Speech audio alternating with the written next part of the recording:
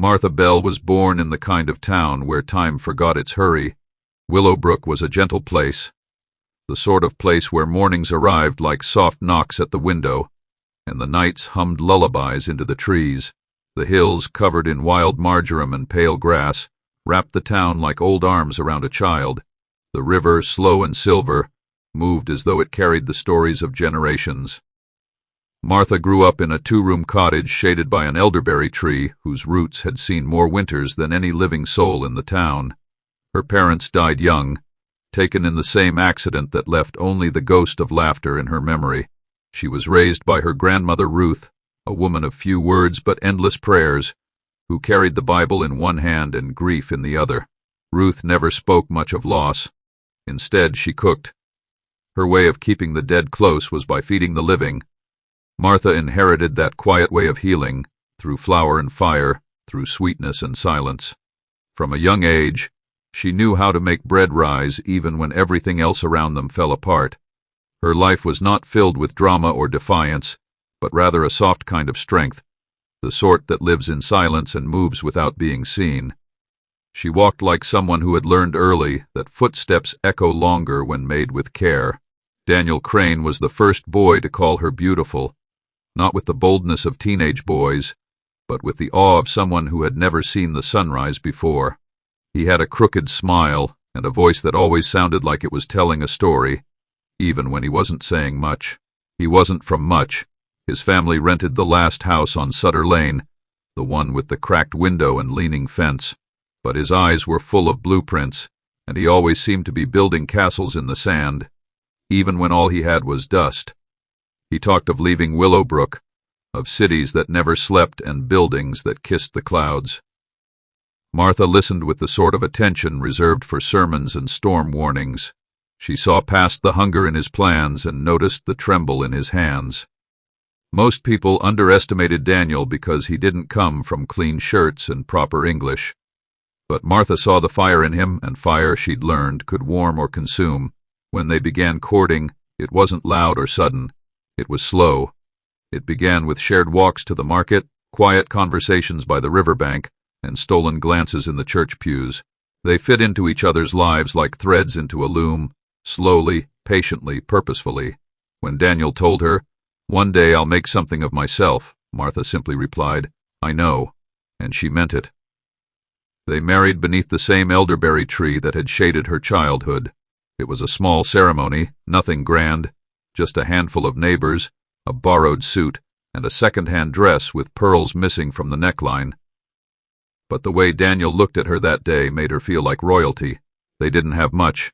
A mattress on the floor, a kettle with a broken handle, 2 spoons and a prayer.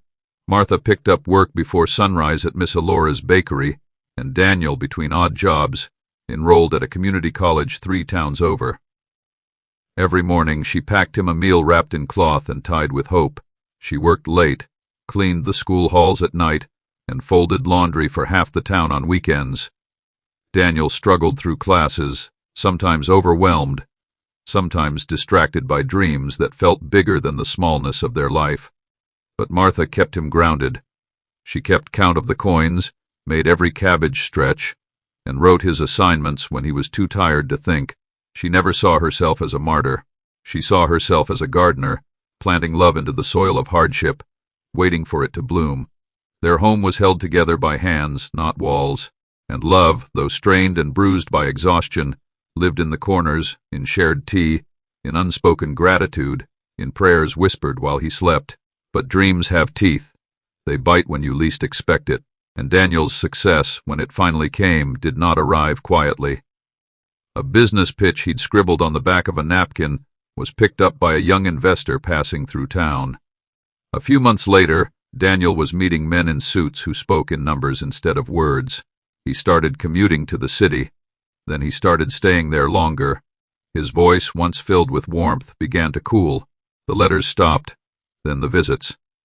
Martha noticed the shift before it arrived fully, like watching the shadow of a storm before the rain. She still cooked his favorite meals, though he stopped asking. She washed his clothes with lavender, even when they no longer came home. When she told him she was pregnant, he went quiet. Not angry, just absent. as though he'd stepped out of the room of their life and left the door slightly ajar. Then, one evening, he didn't come back. Not that night, not the next. Days passed. No calls, just silence. Then, folded on the kitchen table beneath a bowl of apples going soft, was a letter with her name scrawled in haste. No apology, no reason, only a sentence that reads like a knife's edge. "I'm sorry. I can't do this anymore." Martha sat at the table for a long time that night. No tears, just a strange, heavy stillness, as if the world had tilted slightly, and nothing would sit right again. And somewhere deep in the quiet, her child kicked for the first time. The cottage no longer felt like a home. It felt like a memory, one with frayed edges and dim corners. The light that filtered through the curtains in the early morning seemed softer, sadder somehow, as though it too was mourning something. Martha's footsteps were slower now, her body heavier, not just from the child she carried, but from the silence that lingered after Daniel's absence. Every room still bore traces of him, his books stacked lopsided on the shelf, a coat he forgot on the back of a chair, a coffee mug with a faint lipstick stain from the day she kissed him goodbye. She couldn't bring herself to move those things. Not yet. She carried her days like old luggage, worn, clumsy, and reluctant to be opened in public. She tried not to cry often, not in front of her grandmother. Miss Ruth had known sorrow longer than anyone should. Her hands trembled now when she poured tea, and she walked like the floor remembered more about her past than she did. Still, she watched Martha carefully, with the quiet love of someone who had weathered storms and recognized the signs in the sky. "Pain," she said once, while they shelled peas in silence, "comes like winter, but even that passes." Martha nodded, but her heart wasn't ready to believe it. She would lie awake at night, her back to the wall, hand resting on her belly, trying to imagine the sound of her baby's cry, anything to replace the echo of a slammed door. It didn't take long for the whispers to start. Willowbrook wasn't cruel, just small, and in small towns stories grew fast and wide like weeds in spring. They didn't ask outright what happened. No one needed to. The sight of Martha, walking alone down the main road with swollen ankles and no wedding ring, told them everything they thought they needed to know. The grocer who used to ask about Daniel now just gave her quiet nods. Mrs. Hanley, who ran the fabric shop, offered Martha old swatches for baby clothes, her eyes avoiding hers the entire time. The church pew felt colder on Sundays. Pity sat heavier than the hymns. Even the baker's apprentices, girls not much younger than Martha, spoke in low tones when she passed by, glancing sideways at her belly like it was something shameful. But Martha held her head up, not because she was proud, but because she knew if she lowered it, she might never lift it again. Shame is a strange thing. It doesn't shout, it seeps. It walks beside you, holds your hand, dresses in your clothes, and it never introduces itself loudly, but somehow you always know its name. On some mornings, she would walk down to the old chapel when no one was around. She sat alone in the last pew, back straight, hands folded, and whispered prayers without words. She didn't ask for Daniel to return. She didn't ask for revenge. She asked for strength, not the kind that roared, but the kind that lasted. When Martha returned to cleaning work, the world seemed to shrink even more. She picked up shifts at the Marigold Events Hall, the only place in town where people still threw parties worth remembering. It was a strange sort of punishment, she often thought, that she who had dreamed of lace veils and wedding dances now spent her nights sweeping up after other people's love stories. She would arrive early, her belly wrapped in loose fabric, hair pinned back, shoes a size too large because her feet had begun to swell. She scrubbed until her knees ached, polished cutlery until she could see her reflection, a face she barely recognized. Sometimes, she'd hear music drifting from the ballroom as couples twirled beneath chandeliers. Laughter would rise like steam, curling into the vents, and she would pause for a moment, hands still, heart thudding in that same old rhythm, the one that remembered being held once, remembered love before it walked away. There were nights when she'd sit on the back steps after everyone had gone, the scent of roses and spilled wine lingering in the air, and she would talk to her child. "I don't know what we'll be," she would whisper, "but I promise we'll be more than what he left behind." The stars above her never answered, but the wind felt warmer after those promises. Her grandmother's cottage became their sanctuary. Not grand, not freshly painted, but it held them.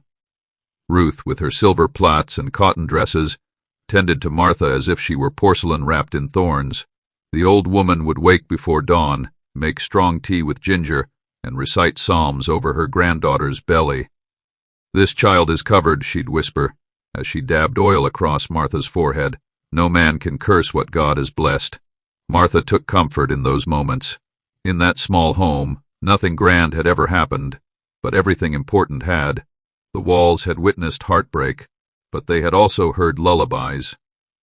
There was something sacred in their stillness. At night, Martha read aloud from her childhood Bible, the same one her mother once held, and clung to verses like lifelines.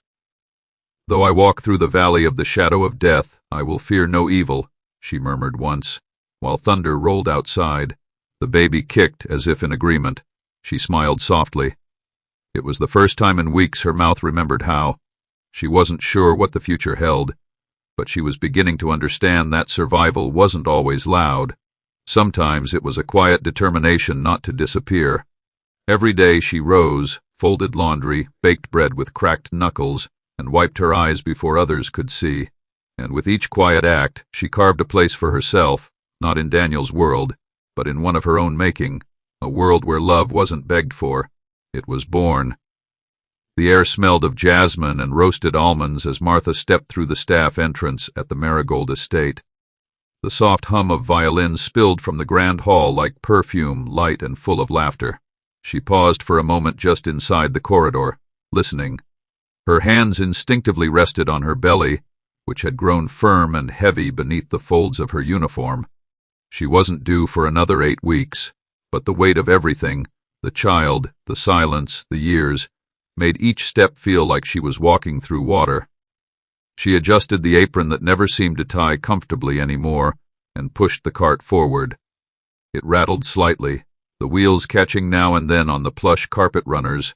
She'd worked here before, many times in fact, but tonight felt different. Something about the air prickled the back of her neck. The staff coordinator, a woman named Lorna, handed her a clipboard and muttered instructions about silverware arrangements and centerpiece clearing. Martha nodded, barely listening. Her mind drifted to her grandmother, who was home with a warm compress and a prayer, and then to the baby, who shifted gently inside her like a secret.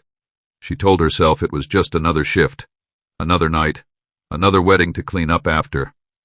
But something deep in her chest stirred, something she couldn't name. And when she finally pushed through the heavy doors into the hall, her breath caught like a door slammed shut by a gust. The room was a painting that came to life. Crystal chandeliers hung like frozen stars, and every table shimmered with ivory lace and golden chargers. Guests danced with laughter curling around their throats like silk scarves. Women in gowns that cost more than she'd earned all year glided across the marble floor, their voices high and careless. And then she saw him. At first her eyes didn't register. The tuxedo, the polished shoes, the smooth laughter, it all felt too far removed from the man she once knew. But there he was, Daniel Crane, tall, clean-shaven, glowing in the spotlight that life had thrown on him. His hair was slicked back in a style she didn't recognize. His hands, once rough and warm from holding tools and dreams, now clasped a champagne flute and the hand of a woman who looked carved from ambition. She wore a dress that shimmered like water under moonlight and smiled like she'd never known the cost of anything. The realization hit Martha like ice. This was his wedding. The guest list sparkled with men she'd once heard Daniel talk about in hushed tones, and women who barely looked at the staff unless something spilled. For a moment she stood frozen, holding a tray of glasses like it was a shield. She could have turned back, could have asked Lorna to reassign her, but her feet stayed rooted. Pride? Maybe it was just fatigue. Or maybe it was something deeper, a refusal to hide from the very storm that had once broken her roof. She moved from table to table with mechanical grace, her eyes fixed on the tasks at hand. Plates needed clearing. Napkins had to be folded just so.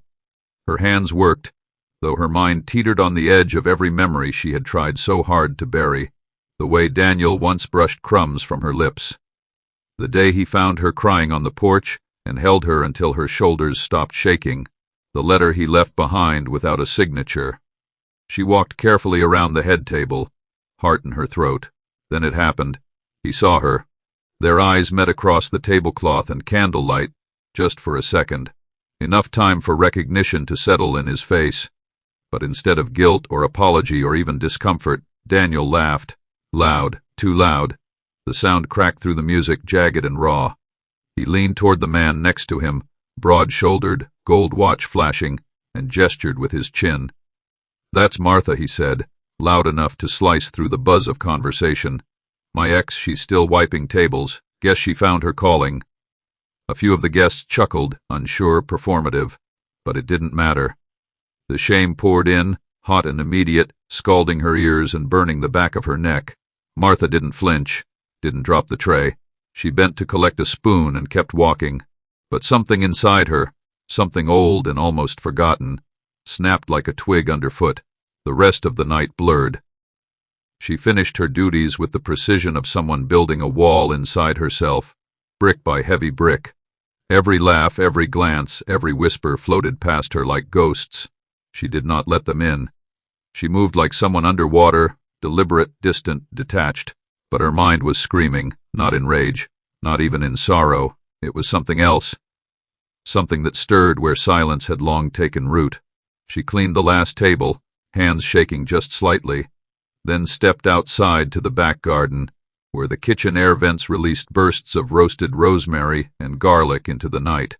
The stars above Willowbrook were clear. She leaned against the wall, eyes closed, and then slowly a tear broke loose, not because of Daniel, not because of what he said, but because she had seen herself in the mirrored wall earlier and realized she didn't look broken anymore. She just looked tired. That night, when she returned home and laid in bed beside her grandmother, who was already asleep, she reached for her journal. She wrote no name, no date, no backstory, just 5 words. "Never again will I shrink." The ink bled slightly where her hand trembled. She closed the book and placed it under her pillow. The baby stirred as if to remind her. There was still something growing inside her, something sacred, something worth standing for. The night after the wedding passed like a shadow that refused to lift. Martha lay still beneath the weight of her blanket, but sleep remained a stranger. The room around her was dim, the walls familiar but foreign, as if they'd pulled slightly away from her during the night. Her grandmother's soft snore echoed from the adjoining room, a steady rhythm that reminded Martha she was not alone, even when her thoughts whispered otherwise. Her eyes stayed open until dawn touched the edge of the curtains, and still no rest came. Her body ached, but it was the ache of endurance, not exhaustion. 1,000 thoughts moved across her mind, none staying long enough to give shape to, and in the middle of it all she kept returning to one image, Daniel's face, not the way it looked under the lights of the reception, polished and unfamiliar, but the way it had looked years ago, sitting beside her on their front steps, barefoot, eating bread she had baked, laughing about something foolish. That version of him felt 1,000 miles away, but what startled her wasn't the memory of him. It was how little it hurt now. There was no sting, no fresh wound to nurse. Just an emptiness where her love had once lived, as though it had quietly packed its bags and left without announcement. She sat up slowly, placed her feet on the floor, and rubbed her palms together as if summoning warmth not from her body, but from her spirit. She whispered not to the room, but to the one still growing within her. "We're going to change everything." The following days moved differently, as if time itself had been reshaped. Martha woke earlier than usual, not because duty demanded it, but because something inside her stirred with new hunger, not for food or comfort, but for direction. She started baking again, not in haste, but with care. The first morning, she made a batch of honey oat muffins. She didn't plan to sell them. She simply wanted to feel dough between her fingers, to lose herself in the rhythm of measuring, kneading, waiting.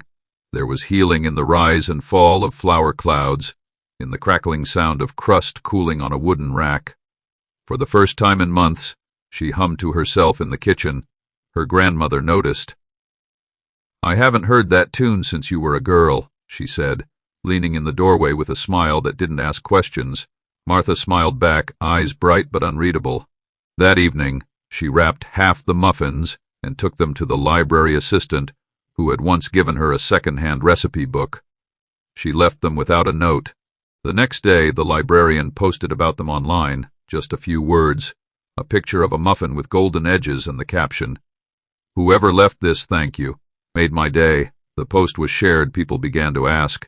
Quietly, gently, without noise or announcements, a whisper began to form in the air. Martha was baking again, but this time it wasn't to survive. It was to build. She didn't rush. Nothing about the change in Martha was rushed.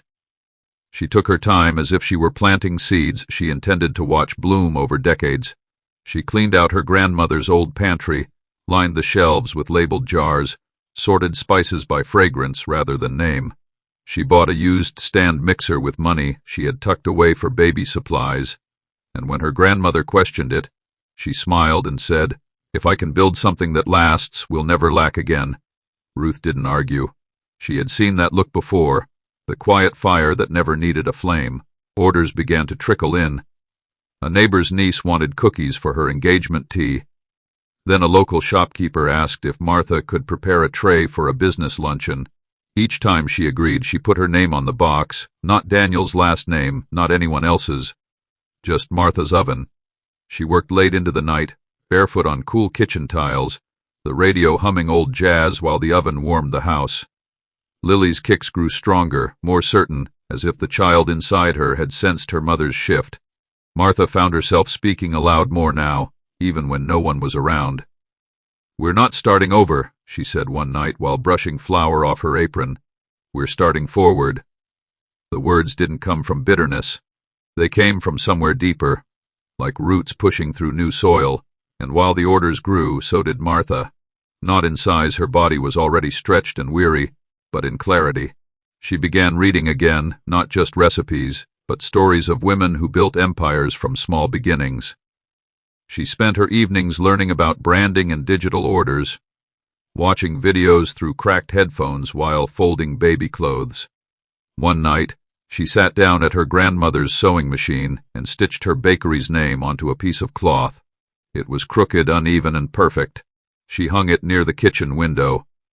That patch of embroidered cotton reminded her that this wasn't just about muffins and rolls. It was about reclaiming what was taken from her. Daniel had taken years, but he hadn't taken her future. She still had that. She still had her hands, her strength, her name, and that name, once whispered with shame, now began to circulate like sunlight through stained glass. The town didn't change overnight, but people noticed. They saw her in the market, baby belly full, basket swinging with fresh herbs, and they nodded differently, not with pity, with respect. And she, for the first time in her life, didn't feel like someone trying to catch up. She felt like someone laying tracks. The town of Willowbrook had always moved at a quiet pace, but in the span of a few years, something subtle began to shift, not with noise or fireworks, but with the scent of warm cinnamon and fresh vanilla that began to drift down its cobblestone streets. Mama Martha's Oven became a name people spoke in warm tones, like something sacred and familiar. The little cottage on the hill where she lived with Ruth and Lily, her daughter now a bright-eyed 3-year-old, with her father's brows and her mother's mouth, became a place of wonder. Children would point as they passed, whispering stories about the woman who made magic with butter and belief. Martha didn't chase customers. She never advertised beyond the posts she shared quietly on the town board and her modest website, but her work spoke louder than billboards ever could. The almond brioche she made for a grieving widower found its way into conversations at funerals. The lemon pound cake she baked for a teacher's retirement made its way into a council meeting, where one of the members, impressed and curious, asked where it came from. It was never just the food. It was the love baked into it, the care folded into the creases. People said her pastries felt like home, but for Martha, they were a testimony, a way to write her story with flour instead of ink. On a rainy Thursday morning, the invitation arrived. It came in a crisp envelope sealed with a gold-pressed emblem. Willowbrook's annual trade gala had extended a formal request for Martha to speak on women in business. The moment she opened the letter, she stood still for so long her grandmother thought something was wrong. It wasn't pride that overwhelmed her. It was the quiet memory of all she had come through. She remembered sweeping that very hall, feet aching, belly heavy with Lily, as laughter spilled from chandeliers she couldn't afford to admire. Now, they wanted her to return through the front entrance, not as a cleaner, but as a guest of honor. She pressed the letter against her chest and closed her eyes, whispering a small prayer, not of revenge, not of pride, but of thanks. The weeks that followed felt like a slow exhale. She didn't buy a new dress. She altered one she had worn once to church, stitching fresh lace around the sleeves and letting Lily help pick out the earrings. When the day arrived, she stepped into the hall not with a crowd, but with a calm that came from somewhere deeper than recognition. She greeted those who passed her with a smile that didn't search for approval. As she waited for her name to be called, she glanced across the room, past the marble pillars and velvet-draped windows, and there he was. Daniel Crane looked smaller than she remembered, not physically but in presence. The sharpness he once wore like armor had dulled, his shoulders slouched, and his suit, though pressed, did not carry the authority it once did. He stood alone near the refreshments table, turning his cup slowly in his hand. The chatter in the room no longer surrounded him like a chorus. Instead, it skirted around him, careful, cold. Martha had heard whispers, of course, of the failed contracts, the investors pulled out, the scandal that circled his company like vultures over a field. None of it had surprised her. She didn't wish it upon him, but she knew it was coming. Arrogance, after all, has weak legs. She could feel his eyes on her the moment she stepped onto the stage. She didn't look at him, not out of avoidance, but because he no longer held the gravity he once did. Her words, when she began to speak, were simple. She talked about beginnings, about failure, about how sometimes the soil of humiliation births the strongest trees. She told them that resilience doesn't always roar. It often whispers through cracked windows and long nights. And when she was done, the room stood, not out of courtesy but conviction. Daniel clapped last, and even then only once or twice, as if clapping summoned a ghost he didn't know how to face. After the speeches, the mingling began, wine glasses in hand, soft jazz humming in the background. Martha stood by a tall window, sipping tea, when she saw Daniel approaching. His walk was slower now, the swagger worn down like an old coin. He stopped a few feet away, hesitating as if testing the space for forgiveness. "You've done well for yourself," he said, voice even but unsure. She looked at him fully for the first time in years. His eyes were tired, the light dimmer than it used to be. She didn't smile, but she didn't scowl either. "I have," she said. He nodded, glancing at his shoes, then back at her. "I was young. I made mistakes." She tilted her head, considering his words the way one examines an old photograph, recognizing the shape, but no longer feeling the emotion it once held. "We both were," she replied. "But I cleaned those mistakes off the table, one plate at a time." He swallowed, jaw tightening. "If there's any way to," he began, but she stopped him with a soft shake of her head. "There isn't," she said, not cruelly, but with the kind of finality that doesn't ask for debate. "But I hope you find your peace." With that, she turned, not out of dismissal, but because she had other people to greet. She had nothing left to prove. She had already done that, not in a single moment, but in thousands of small, unseen victories. It had been nearly 10 years since that night at the Marigold Hall, and yet there were mornings when the scent of lemon oil and bleach would still creep into Martha's memory, not with pain, but with perspective. The past, she had learned, did not disappear. It settled softly, like dust on a windowsill. It did not sting unless disturbed. The bakery had grown beyond anything she had once imagined, but its heart remained unchanged. She still woke before the sun, still tied her apron with that familiar double knot, still took a moment to watch the light spread slowly across the wooden countertops before she began her day. Lily, now a girl of 10, full of questions and quiet wisdom, often sat on a stool in the kitchen with a pencil behind her ear and a sketchbook filled with cakes and dreams.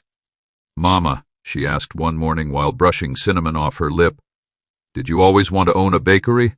Martha paused before answering. She never lied to Lily. "No," she said, kneading dough with firm, steady hands. "I wanted a quiet life, a good man. A family, this came after." Lily looked confused. "So it wasn't your dream?" Martha smiled, not with sadness but with depth. "It wasn't, but it became my purpose. The girl nodded, chewing thoughtfully. She didn't yet understand the weight of those words, but she would. One quiet afternoon, they walked together past the Marigold Hall, the same building that had once been a scene of Martha's deepest humiliation. The garden was still well kept, and the wrought iron fence curved in elegant, old-world loops. Lily, who had only seen the hall in passing, slowed her steps and looked up at the grand entrance. "Is that where you clean tables?" she asked, pointing with the innocent curiosity of a child who knew her mother's story in pieces, but had never assembled the whole. Martha stopped beside her, eyes fixed on the windows. They hadn't changed. The curtains were still gold. The glass still gleamed in the afternoon light. But something in Martha had changed so deeply, so irrevocably, that the sight no longer stirred any ache. "Yes," she answered softly. "And it's also where I stopped letting people decide my worth." Lily was quiet, thoughtful. "You looked strong that day in your pictures," she said. Martha glanced down at her daughter, then back at the building, then smiled. "I was stronger the day after." The words hung in the air like petals caught in a breeze, light but full of meaning. They continued walking. The moment didn't need more. Martha had learned that not all stories required grand endings. Some simply needed peace. There were still nights when the wind in Willowbrook reminded her of the ache of early days, how it used to slip through the cracks of the old cottage and chill her bones, but those nights no longer scared her. She had learned to live beside memory without being haunted by it. Her grandmother had passed 2 winters prior, quietly in her sleep, a worn Bible on her lap and Martha's hand in hers. Ruth had left behind little in terms of wealth, but everything in terms of wisdom. Martha still kept her chair near the fireplace, a quilt draped across it, untouched except for the rare occasions when Martha would sit and close her eyes and remember the smell of ginger tea and soft-spoken prayers. Lily once asked why she never moved the chair. "Because some absences deserve space," Martha had said, and so the chair remained. The bakery now employed 5 women from Willowbrook, each with their own story of survival. Martha trained them herself, not just in how to knead or temper chocolate, but in how to carry themselves with quiet dignity. "We don't just bake here," she told them during their first training. "We heal," and they believed her, not because she promised success, but because she embodied it. Not the kind built on applause, but the kind built on truth. As the seasons turned, and the hills of Willowbrook cycled through green and gold, Martha found herself less occupied with proving anything to anyone. She no longer measured her life in milestones. She measured it in stillness, in the soft delight of her daughter's laughter drifting down the stairs, in the hum of the oven in the morning, in the way people lingered a little longer at her counter, not because they were undecided, but because the place felt like memory warmed into comfort. Daniel's name rarely came up. People remembered him, sure, but time has a way of softening even the sharpest edges. Martha never spoke ill of him. When someone once joked about his downfall while buying a box of raspberry tarts, she had simply said, "People break in different ways." That was all. No venom, no satisfaction, just truth. In the quiet that followed, the customer had nodded and left without another word. On Martha's shelf sat the same worn notebook from years ago, now filled with scribbled recipes, verses, affirmations, and thoughts too sacred to share.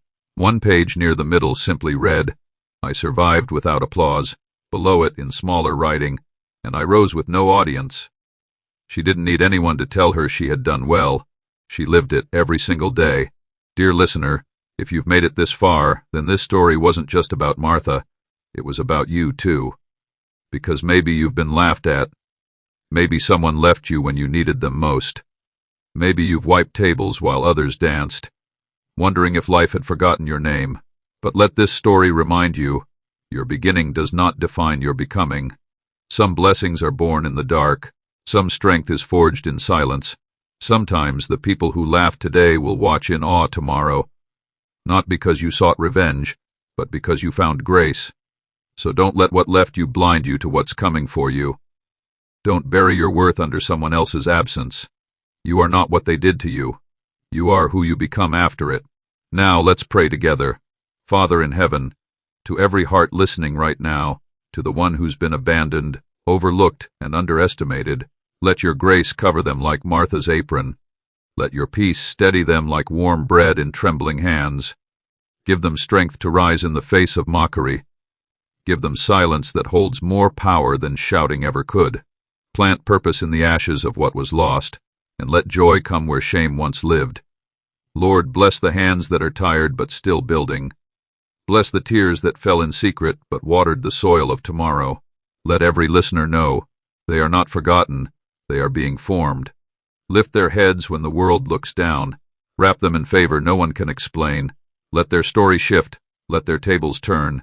Let those who watch them now say, only God could have done this. And when the time comes, when the light returns, may they walk in it without bitterness, only glory. In Jesus' name, amen. If you received this prayer deep in your heart, drop an amen in the comments. Say it like you know your story isn't over yet. Say it like Martha did, not loud but full of truth. We see you, we believe with you, and your next chapter will be worth the wait. Amen.